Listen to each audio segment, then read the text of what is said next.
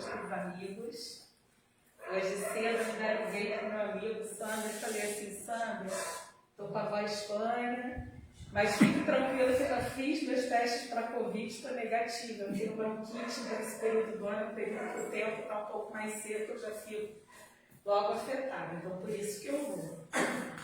Mas é sempre uma alegria a gente poder falar, né, da doutrina, poder falar do Evangelho e principalmente a gente poder refletir sobre a vida. E aí, quando eu estava pensando no que a gente poderia estar conversando na noite de hoje, eu logo lembrei da questão 132 do Livro dos Espíritos.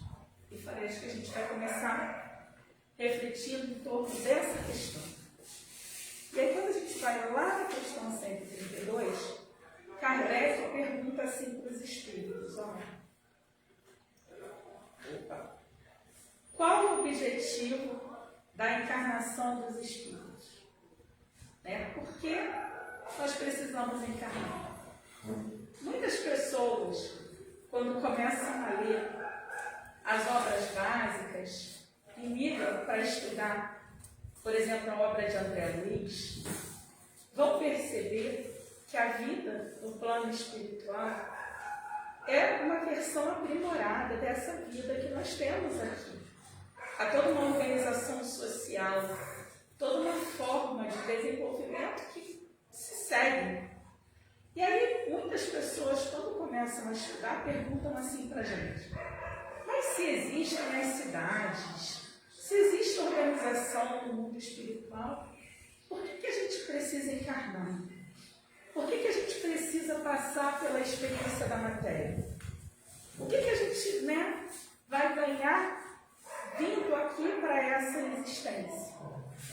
E aí, no Livro dos Espíritos, os Espíritos respondem para Kardec assim, Deus lhes impõe a encarnação com o objetivo de fazê-los chegar à perfeição. Para alguns, é uma expiação. Para outros, é uma missão.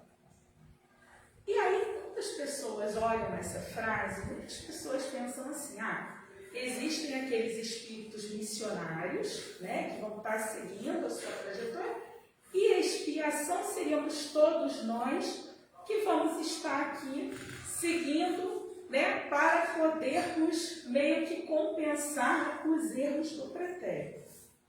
Entretanto, essa visão do termo expiação, ela é um pouco equivocada. E ela é fruto daquela visão que nós trazemos ainda, das nossas vivências pretéritas, onde nós somos aqueles culpados, pecadores. Porque o que é a expiação? O que os espíritos vão dizer para Kardec que é a expiação? Eles vão dizer que a expiação nada mais é do que as vicissitudes da vida. E o que são vicissitudes? Vicissitudes nada mais são do que os acontecimentos da vida. Os altos e baixos, os desafios, o fluxo da vida que todos nós enfrentamos. Então, expiar nada mais é do que viver, do que estar vivendo esta nossa existência. Longe de nós querermos dizer, mas vai pagar pelo aquilo que fez. Muitas vezes, mesmo nós espíritas, temos ainda essa visão de que a gente tem que pagar por alguma coisa que a gente fez, que a gente, tem gente que fala assim, eu devo ter atirado pedra na cruz.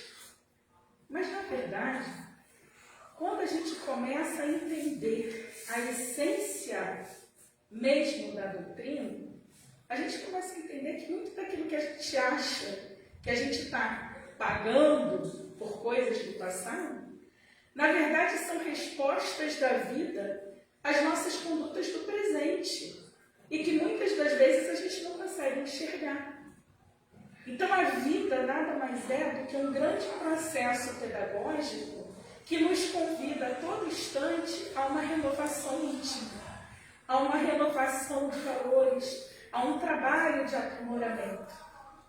E aí eu volto àquela primeira sentença que eu disse, de onde muitas pessoas chegam e falam assim, mas por que a gente precisa desencarnar? Por que a gente não segue toda a nossa trajetória evolutiva no plano espiritual? Quando a gente estuda André Luiz, o que a gente aprende?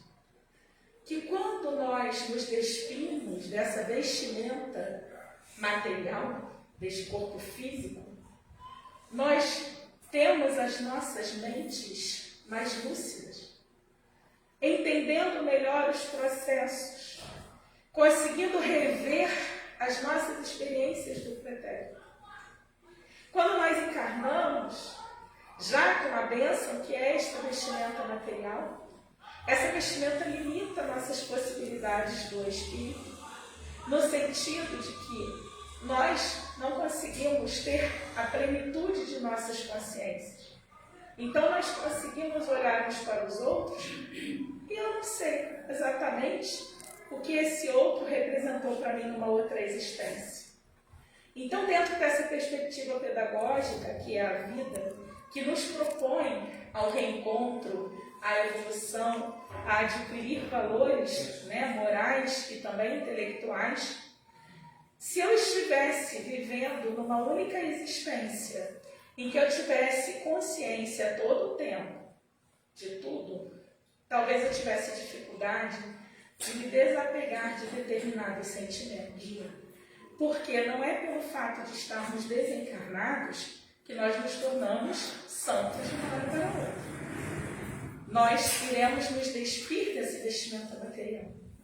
E aí, com a lucidez que nos vai ser ofertada, muitas vezes nós vamos olhar para aquele nosso irmão que nos causou um mal no pretérito e será muito mais difícil nós recomeçarmos uma trajetória tendo a consciência nítida daquilo que foi realizado. Então, existem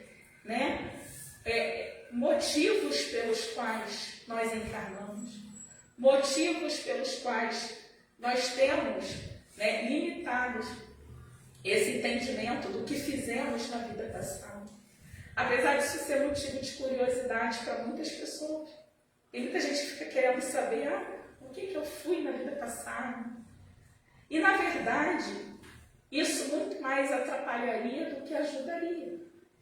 Porque quando nós somos colocados diante dessa vida, dessa existência, para que nós possamos estar recomeçando, é para que nós possamos recomeçar em verdade.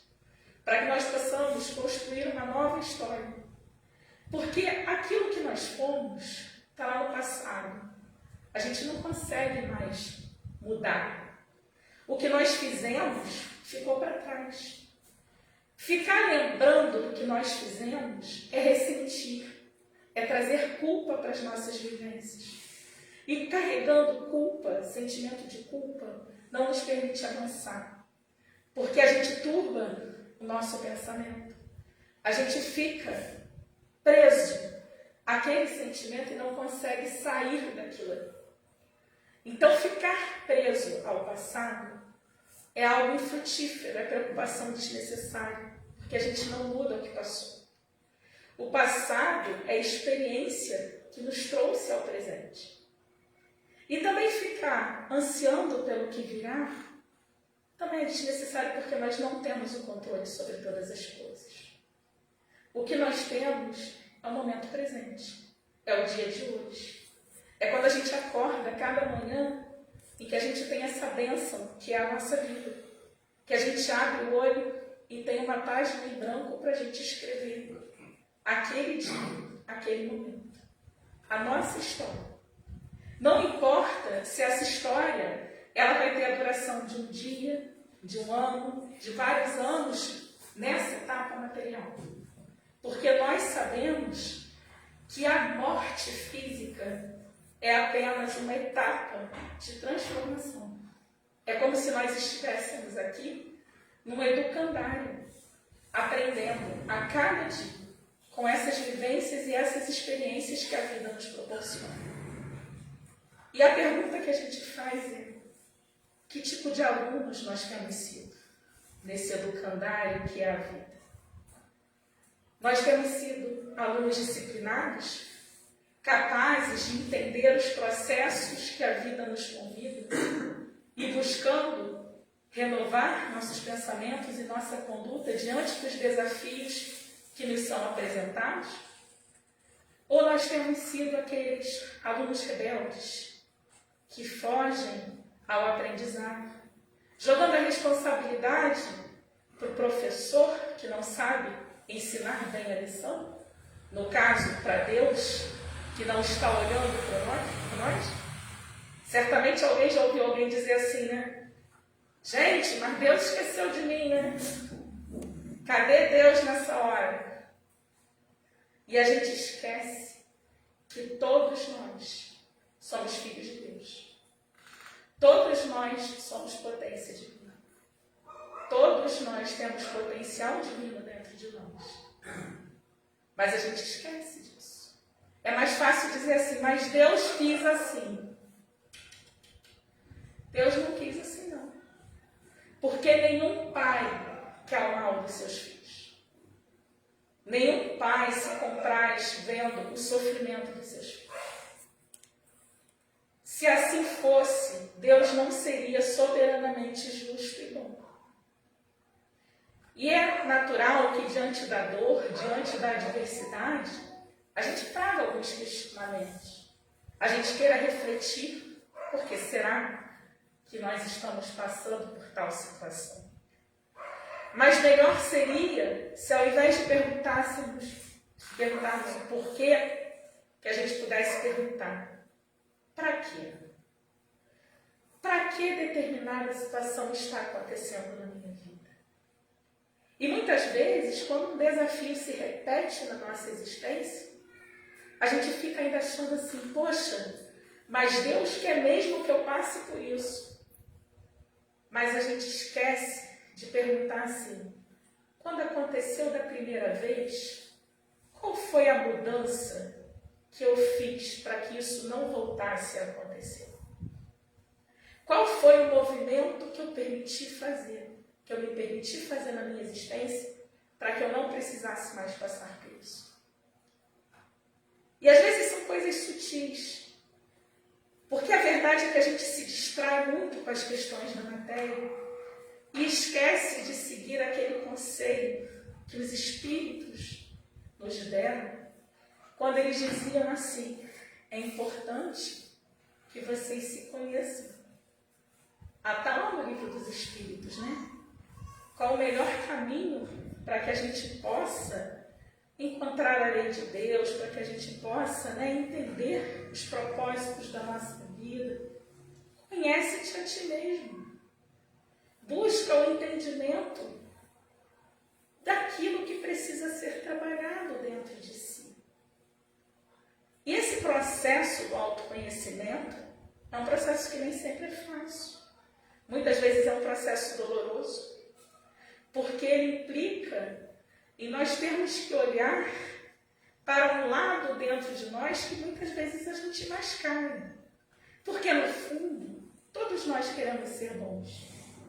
Todos nós queremos fazer o melhor. Mas somos ainda imperfeitos. Todos nós ainda temos sombra dentro de nós. Todos nós temos nossas imperfeições. Mas o que eu costumo dizer é o seguinte, se eu não sei que eu tenho determinado sentimento que precisa ser trabalhado, como é que eu vou trabalhar? Então eu preciso me conhecer para saber até mesmo aquilo que precisa ser modificado em mim. Eu preciso enfrentar aquilo que é difícil para que eu possa mudar, para que eu possa renovar. E é claro que numa única existência material a gente não vai, a gente está longe da perfeição. No nosso atual estágio evolutivo, o que nós precisamos mesmo, enquanto encarnados aqui na Terra, é aprendermos a desenvolver o humano que há em nós. O que nós precisamos aprender é a ser humano. E entender que nós estamos aqui numa experiência coletiva não é à toa. Se nós estamos encarnados numa vivência coletiva, é porque nós precisamos uns dos outros. Mesmo daquela pessoa difícil, que a gente brinca que é o calo no seu pé, no sapato, mas a gente precisa. Muitas vezes são esses os mais necessários. Mas muitas vezes a gente fica tão preso a nós mesmos que a gente esquece de olhar para aqueles que seguem na trajetória conosco. Tem uma história que as pessoas narram que fala justamente sobre o paraquedas. Havia um homem que era um piloto. Alguns de vocês já devem ter ouvido essa história, porque ela é bem comentada na internet. E esse homem era piloto e na época da guerra do Vietnã, o seu avião foi abatido e ele pegou e saltou de paraquedas. Ele foi preso, na época foi um preso de guerra, e ele passou vários anos até que a guerra vier a acabar. E ele começou a fazer palestras nos Estados Unidos, contando a experiência dele no período, tudo que ele aprendeu, tudo que ele vivenciou. E um belo dia ele estava sentado, fazendo um lanche, quando o Senhor chegou para ele e disse assim: olá, o Senhor, ele falou o nome dele. E ele ficou surpreso porque ele nunca tinha visto aquele homem na vida. Então ele falou assim: o Senhor me conhece? Aí ele disse: sim. E eu o admiro muito. Aí ele falou: nossa, mas de onde o senhor me conhece? Durante muitos anos, eu dobrei os seus paraquedas. Nós trabalhamos juntos no período da guerra. E eu fiquei muito feliz quando eu soube que o senhor estava vivo, porque significa que funcionou, que eu fiz o meu trabalho direito. Porque na hora que o senhor precisou, o paraquedas abriu. E eles foram embora. E naquele momento, aquele homem retornando para casa começou a pensar: realmente aquela fisionomia, ela não era uma fisionomia desconhecida. E ele lembrou que possivelmente era mais um daqueles trabalhadores que ficavam ali dobrando, arrumando, preparando as coisas para que ele, o grande piloto, chegasse e tomasse o seu lugar. Ele não lembrava sequer se algum dia ele havia direcionado seu pensamento para aquele homem simplesmente para dizer um simples bom dia. Mas aquele homem era responsável por ele estar ali, vivo, podendo passar a sua experiência para outras pessoas. E aí, muitas vezes, diante das nossas vidas, estando tão preocupados com as nossas questões corriqueiras do cotidiano, a gente acaba esquecendo das pessoas que dobram os nossos paraquedas e que nos sustentam e nos permitem estar aqui. Dos nossos pais, que muitas vezes fazem sacrifícios enormes para que nós consigamos nos desenvolver plenamente. Para aqueles que não tiveram a experiência, dos pais da matéria, mas os pais do coração, dos cuidadores, do avô, de uma tia. Quem quer que tenha se responsabilizado, quem quer que tenha dobrado seus paraquedas em muitos momentos distintos, para que hoje pudessem chegar a ser quem são. E nós vamos distraídos, esquecendo de agradecer a cada uma das pessoas que passam por nossas vidas. Porque nenhum de nós consegue viver esta vida plenamente de forma isolada. Ainda que eu quisesse me propor a uma renovação íntima e lesse todo o Evangelho, todo o livro dos Espíritos, toda a obra básica, e decidisse que a partir de hoje eu iria viver uma vida plena no cume de uma montanha, somente louvando a Deus, eu não iria evoluir, eu não iria me desenvolver. Da mesma forma que os Espíritos dizem a Kardec, que se nós não tivéssemos a experiência da encarnação, nós teríamos o nosso progresso estacionado no plano espiritual. Porque a vida, essa nossa vida, é a nossa escola, é o nosso educandário, é o nosso aprendizado, é a nossa experiência. Nós ainda estamos numa etapa das nossas trajetórias evolutivas em que nós precisamos da noite para valorizar o dia, da dor para valorizar o tempo de calmaria. A gente ainda não consegue valorizar as coisas simples sem entender essa dialética, sem vivenciar essa dicotomia que é a vida. Então, o que nós precisamos fazer é olhar para as nossas vidas com mais vigilância, com mais atenção, com mais cuidado, com mais carinho, sem estarmos tão desligados. A gente se acostumou com a letra da música popular que diz assim: deixa a vida me levar. Mas não é a vida que tem que levar a gente. Somos nós que temos que ser os protagonistas das nossas existências e fazermos aquilo que nos cabe na obra da criação. Porque André Luiz diz, né, que todos nós que somos filhos de Deus somos co-criadores. Ele usa esse termo, co-criadores. Todos nós contribuímos para a criação. Todos nós somos seres naturais, fazemos parte da natureza. E quando a gente olha para a natureza, o que a gente percebe? Que a natureza, tem até aquela frase, né, popular que as pessoas falam assim: a natureza, né, não evolui assim, não dá saltos, né, que a coisa, a evolução é... Nós somos seres naturais. A nossa evolução também não dá saltos. Nós vamos aprendendo através das experiências, através dos tropeços, através dos desafios. E o que a gente precisa é não temer os desafios da vida, não temer o erro. E aí, Deus nos deu um grande modelo e guia, que é Jesus. Não aquele Jesus da imagem para a gente ficar louvando e cultuando, mas um Jesus humano que não deixou nenhum templo religioso fundado, que não deixou nenhum livro escrito, mas um Jesus que deixou uma vida plena como exemplo para todos nós.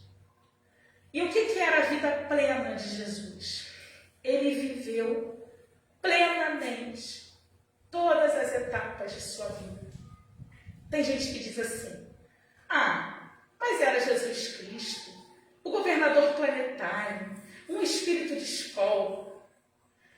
Mas se nós olharmos para o Jesus homem, o Jesus histórico, nós vamos ver que longe de ser aquele ideal, né, de um santo e tal, ele foi um homem que vivenciou e experienciou muitos desafios durante a sua existência, desde o seu nascimento.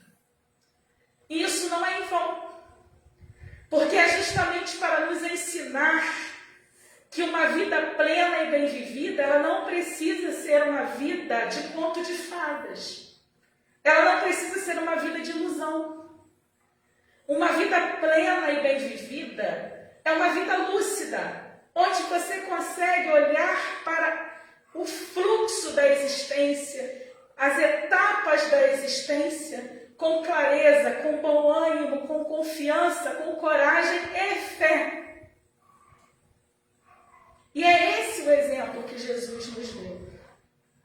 Jesus viveu no seu tempo com todos os homens do seu tempo.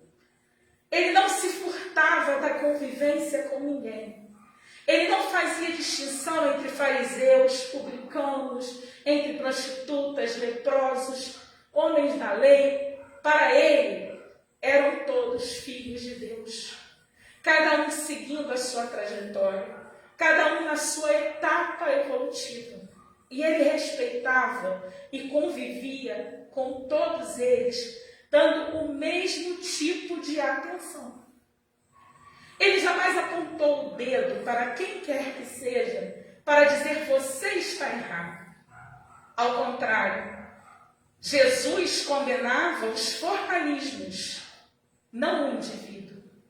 Porque ele entendia que por trás daquele indivíduo equivocado estava um filho de Deus seguindo o seu curso evolutivo mas que tem potencial divino a ser desenvolvido dentro de si. Pode ainda não ter encontrado o caminho, mas não era condenando, segregando, que ele iria fazer aquele companheiro mudar.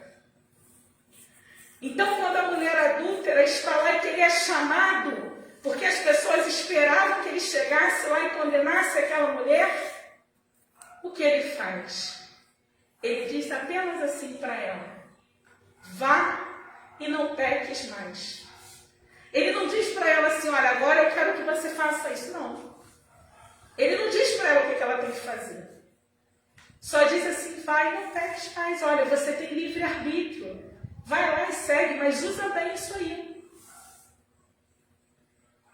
E assim somos nós, espíritos que fomos criados simples e ignorantes, todos nós. E fomos colocados diante da vida para aprendermos. Mas a gente é teimoso, a gente gosta de repetir de série, né? A gente gosta.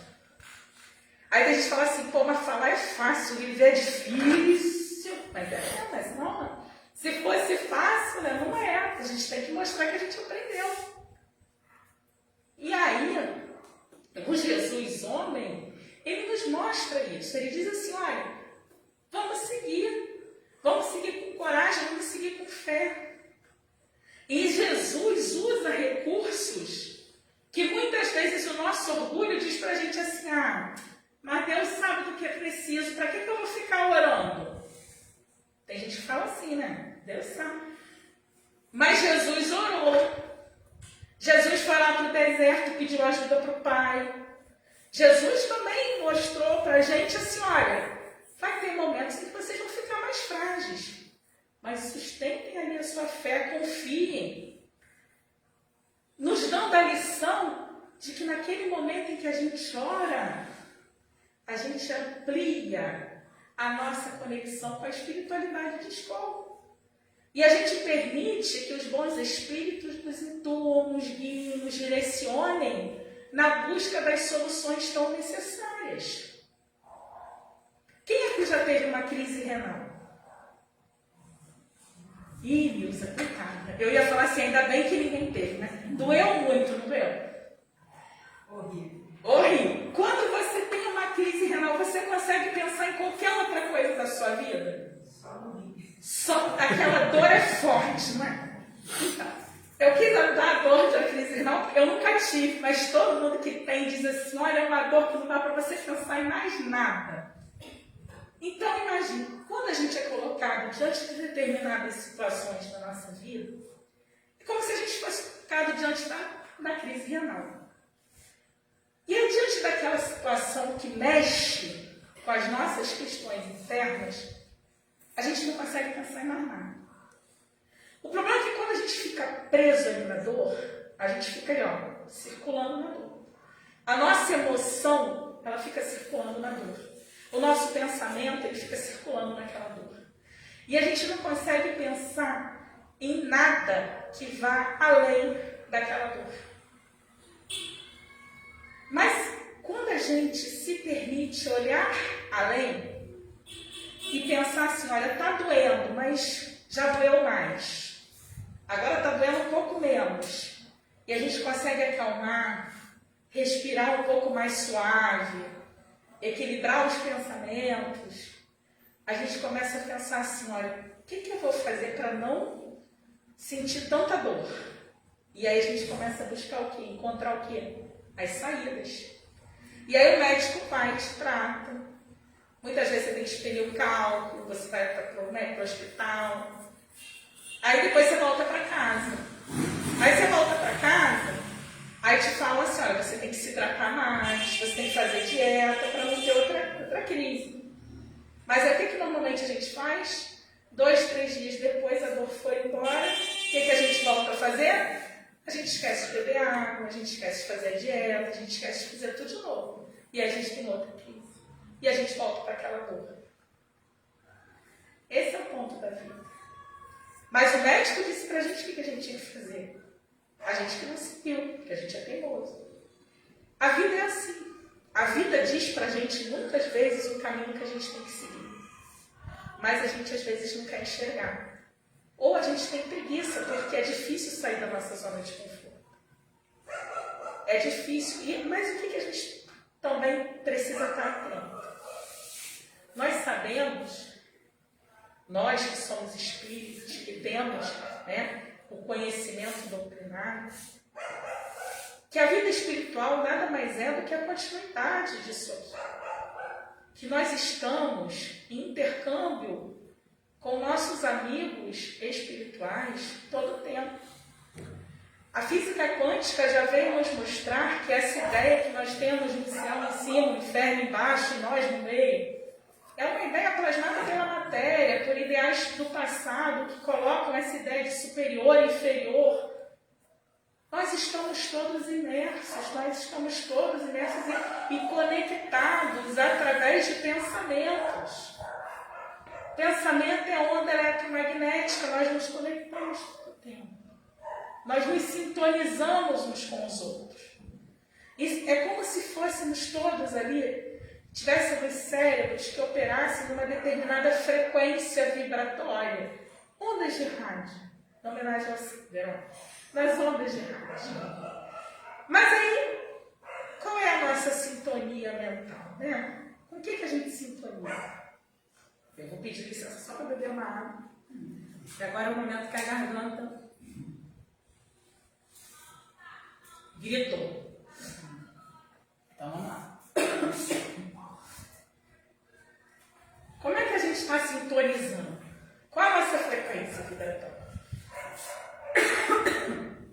Diante da dor, a gente fica preso àquela dor, a gente se rebela, ou a gente consegue orar, pedir aos bons espíritos que nos esclareçam, que nos auxiliem. E aí, uma coisa importante, a gente não sabe orar. Eu vou dizer para vocês por que a gente não sabe orar. Vamos lá. Sandra, você é uma pessoa paciente? Não? Tem jeito de paciente. Mas cara bem. Eu acharia que ele ia falar assim, sou, mas tudo bem. Sander não é uma pessoa paciente. Olha só, falando isso, está gravando, hein, Sander? Olha só. Quem não sabia vai ficar sabendo agora. Vai ficar sabendo hoje.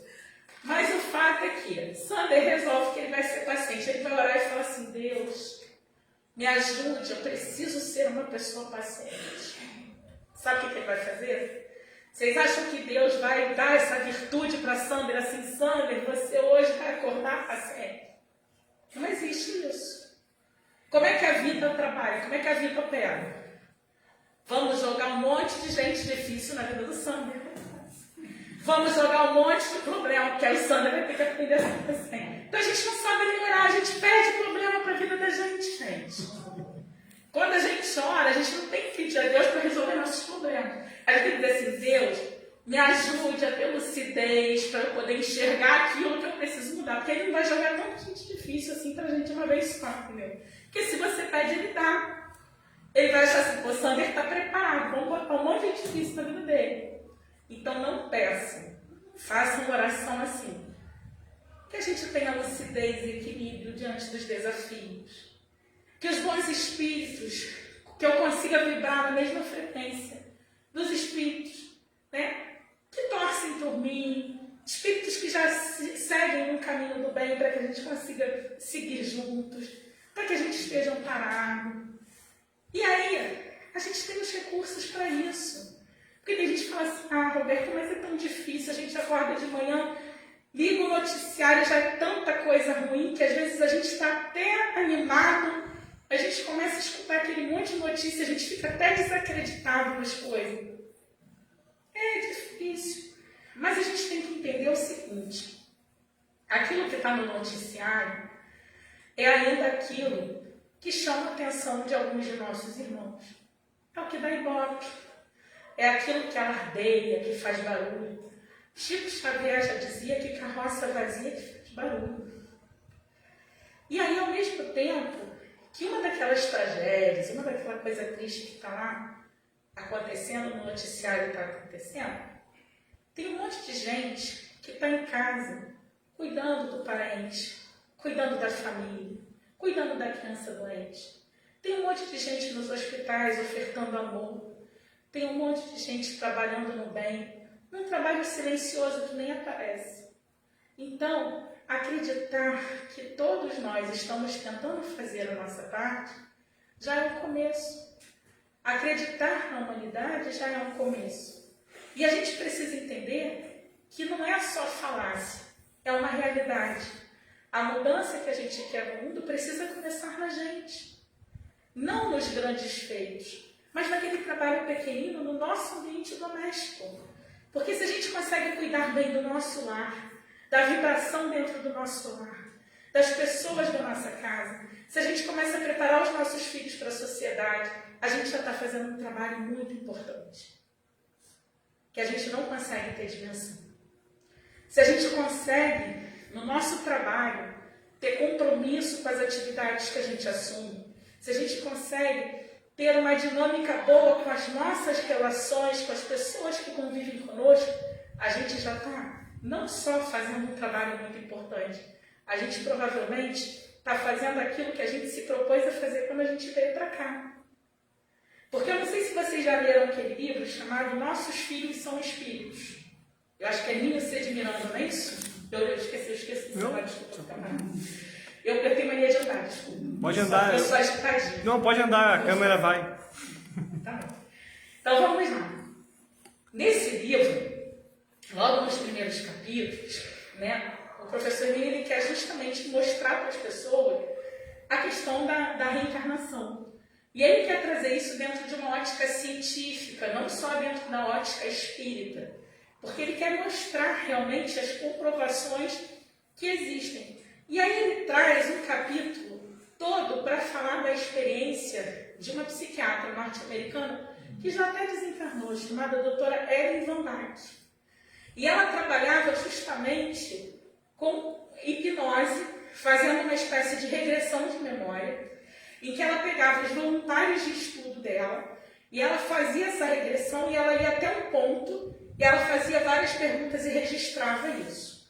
Ela não era espírita, não era nada. Ela só chegava a esse ponto. Era toda uma visão científica. E aí, num dos seus estudos, ela entrevistou 798 pessoas. Olha só, 798 pessoas. Ela regrediu e fez várias perguntas. E uma das perguntas que ela fez era justamente a seguinte: qual o propósito de vocês terem retornado para esta existência? A pergunta era essa. E quando ela colocou essa pergunta, inconscientemente ela esperava que as pessoas fossem responder assim: eu vim com uma missão de mudar determinada área da ciência, eu vim com a missão de não sei o quê. E aí, para sua surpresa, mais de 80% dos entrevistados responderam que retornaram para esta existência para que pudessem aprender a ter uma vida de relações. Eu vou repetir. Voltaram para essa existência para que pudessem aprender a ter uma vida de relações. Porque, infelizmente, esse é o nosso maior desafio. Nós estarmos nesta vida, entendendo que nós precisamos progredir, desenvolver no aspecto moral, no aspecto intelectual, mas entendendo que nós não estamos sozinhos e que nós dependemos uns dos outros. Que muitas vezes aquilo que é difícil no outro é reflexo daquilo que eu trago de difícil em mim e que eu tenho dificuldades de aceitar. E eu tenho dificuldades de relacionar com aquilo, porque dá, um embate ali. Muitas vezes é aquela pessoa difícil que nos faz sair do lugar, sair da nossa zona de conforto e mudar alguma coisa que nós trazemos em nós que precisa ser mudada. É quem nos convida a estar mais vigilantes. Mas o que a gente faz hoje em tempos de rede social? A gente segrega. Os jovens têm termos, falam assim: vamos cancelar fulano.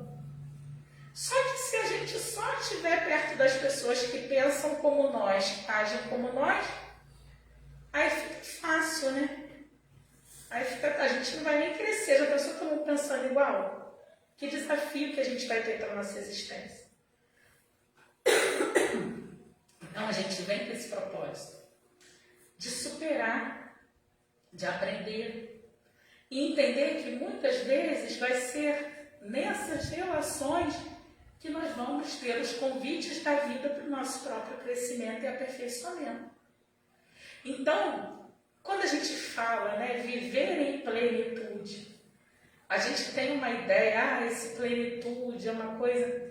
Na verdade, o convite que Jesus nos faz, que a benfeitora Joana de Ângeles, que tem um livro, né, onde ela fala sobre isso, o convite que ela nos faz é este: vivamos intensamente esta vida, da forma que ela foi apresentada a você, sem se preocupar muito com o que está acontecendo lá na grama do vizinho, porque apesar de nós estarmos numa jornada evolutiva, em que todos nós estamos numa jornada de progresso, os caminhos que nos levam a esse progresso são distintos. E eles são decorrentes das nossas necessidades individuais. Porque apesar de estarmos todos aqui reunidos nesse ambiente, todos nós, né, estarmos aqui em função dessa doutrina que nos une, que nos agrega, cada um de nós é uma experiência desta e de outras existências. Cada um de nós trazemos bagagens históricas diferentes. Cada um de nós precisamos enfrentar desafios distintos que vão fazer com que seja trabalhado em nós aquilo que é preciso ser trabalhado e que vai ser diferente para cada um de nós. Alguns de nós já venceram a barreira do orgulho, outros precisam vencer a barreira da vaidade, alguns outros a do egoísmo. E as experiências que nos são apresentadas servem justamente para que nós possamos, pouco a pouco, irmos nos burilando, como a pedra bruta que vai se transformar num lindo diamante. Mas nós ainda somos a pedra bruta. E ninguém vai trabalhar por nós, senão nós mesmos. Nós mesmos vamos nos lapidando, fazendo esse exercício diário, cotidiano, de formiguinha. E vai ter dia que seremos extremamente exitosos, outros nem tanto. Mas o mais importante é que a gente siga e não desista, que a gente persista, que a gente tenha coragem, que a gente tenha determinação, que nós estejamos decididos a seguir aquilo que a gente se propõe. Quando a gente entra aqui na casa espírita e que a gente escuta a palavra do Evangelho, em que os Espíritos nos convidam a essa renovação. Tem muita gente que chega e fala, mas eu estou tantos anos na casa espírita e os problemas continuam. Mas a questão é que não é o problema, é a forma como nós lidamos com os nossos problemas. Não são os desafios, não é o externo que vai determinar o desfecho de uma determinada situação, é o que vai dentro de nós. É a nossa motivação para mudar, para seguir, para continuar, para enxergar a vida como ela precisa e deve ser enxergada. Como uma oportunidade, como um presente, como uma dádiva. Ainda que muitas vezes ela nos traga desafios que nos façam sofrer. Mas isso faz parte. O que a gente precisa é ser capaz de usar os instrumentos que a doutrina nos oferta e usar isso para nos sustentar diante desses momentos desafiadores. Então é a oração para que a gente possa receber a vibração dos espíritos de escola, nos acolherem, nos intuírem nos momentos de dificuldade. É a meditação para que a gente possa focar no momento presente e não se dispersar diante das inúmeras distrações da vida. É a prece, é a vivência, a frequência na casa espírita, nos convidando ao trabalho no bem, onde quando nos doamos ao outro, na verdade, os mais favorecidos somos nós mesmos. Porque nós aprendemos nessa convivência com o outro. Então nós precisamos usar esses recursos e começarmos a trazer isso para a nossa vivência. Não é aquela doutrina teórica, mas é uma doutrina prática que nos convida ao exercício diário de renovação. É uma doutrina que nos convida a dizer, olha só, vocês estão na matéria, vocês precisam viver a matéria, mas vocês precisam entender que vocês são seres espirituais e que a vida tem um fluxo que vai ser vivido por todos vocês. Então não tem jeito. A gente só não vai seguir o fluxo da vida se a gente desencarnar antes. Mas a gente vai seguir os fluxos da vida. E a gente precisa estar lúcido. Nós precisamos ser lúcidos para que a gente tenha o quê? Consciência de enfrentar o fluxo da vida. Porque a verdade é que a gente perde muito tempo dispersando daquilo que precisa ser vivenciado. Tem muita gente que vive a vida assim, quer ver? Mas quando eu me aposentar, eu vou fazer isso. Quando eu tiver isso, gente, a gente não tem controle, eu não sei nem se eu vou me aposentar. Né? Eu não sei, porque agora tem que demorar tanto tempo para a gente aposentar, eu não sei se eu vou me aposentar. A gente precisa viver com equilíbrio. Porque senão a gente vai sempre achando que é o depois. E não é depois. A vida precisa ser vivida no aqui e no agora. E não é dizer assim, viver, vamos viver então. É viver com equilíbrio, com serenidade, com coerência. Entendendo que esse corpo que é um presente, ele também tem suas limitações. E que ele precisa ser bem cuidado para a gente conseguir seguir a nossa trajetória toda bem. E ainda que a gente tenha os desafios do próprio corpo físico, que a gente consiga encontrar saídas para que a gente consiga seguir. Que a gente enfrente esses desafios. Mas que a gente não estacione. Porque esse é o convite da vida. Vivam. Vivam em plenitude. E quando o desânimo ameaçar, lembrem de Jesus. E orem. Peçam a Deus que os sustenha.